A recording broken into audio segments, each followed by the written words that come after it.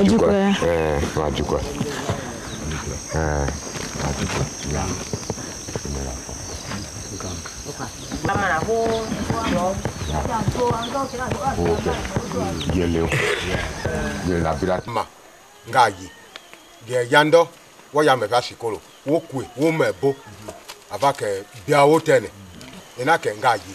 j'interviens en tant que coordonnateur départemental de l'ONG Edziangi et je vais transmettre fidèlement,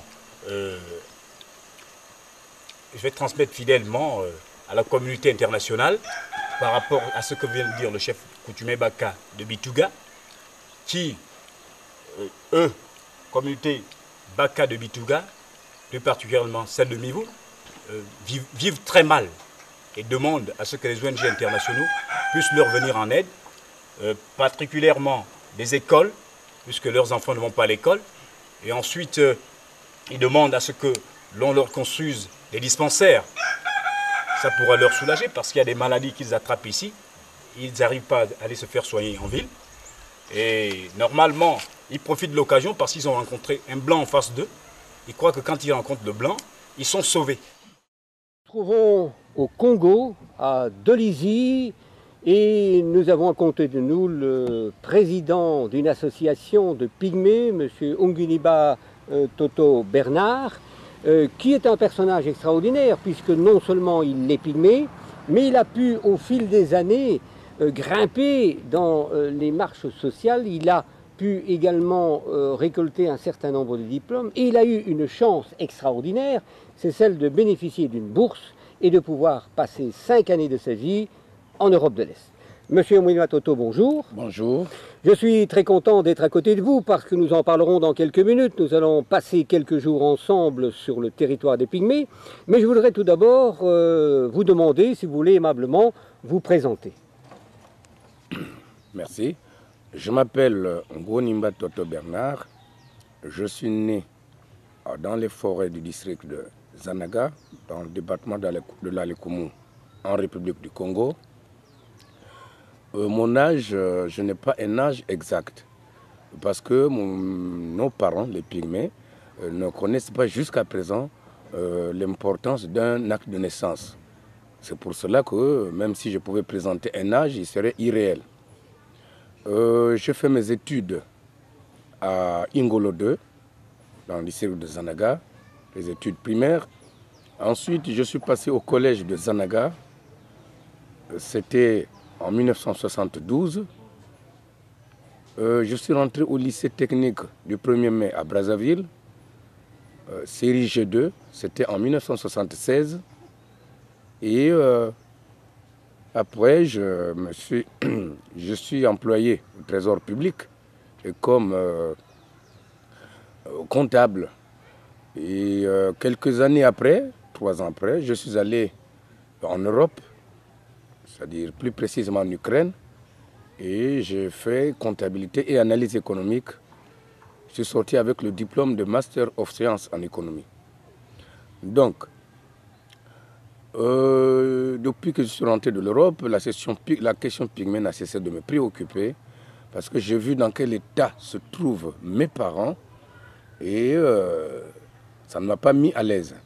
C'est pour cela que j'étais obligé de créer une association pour venir en aide aux populations pygmées qui continuent à souffrir.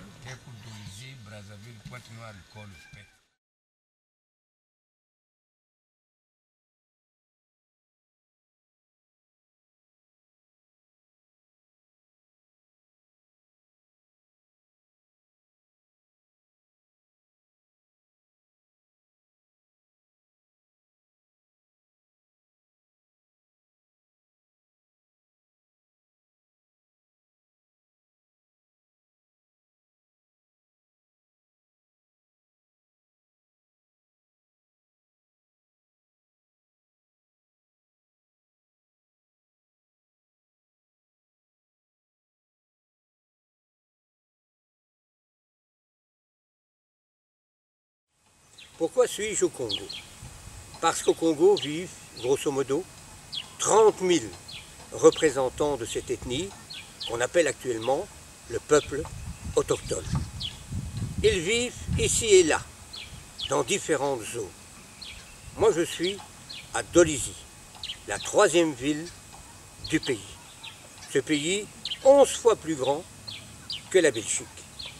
Je suis là parce que depuis 7 ans, j'y reviens pratiquement chaque année pour rencontrer ce peuple et essayer de trouver des moyens d'améliorer leur existence.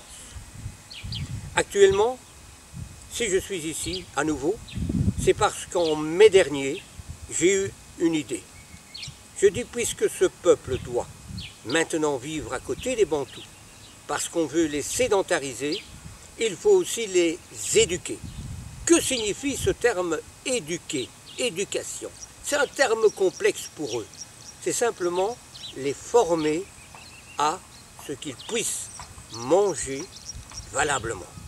C'est ce qu'on appelle l'agro-pastoral, c'est-à-dire planter, élever, manger. Nous avons donc construit 5 maisons. C'est un premier essai. C'est un premier essai non seulement au Congo, mais dans toute l'Afrique centrale. Il a fallu choisir un territoire. Nous verrons tout à l'heure la personne responsable d'une coopérative, la CAGIPEC, qui va expliquer un petit peu son organisation. Et c'est avec elle, sur son territoire, que nous avons commencé ces constructions. 5 habitations, un local de formation, un local d'accueil.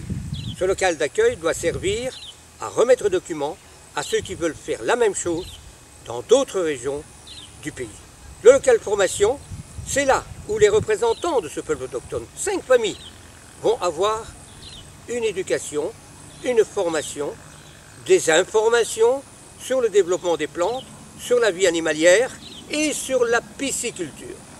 Et tout cela ensemble va, je l'espère, former 5 familles qui, après 3 mois, 4 mois, retourneront dans leur pays, que dis-je, dans leur village, pour reformer à leur tour les autres habitants de ce village.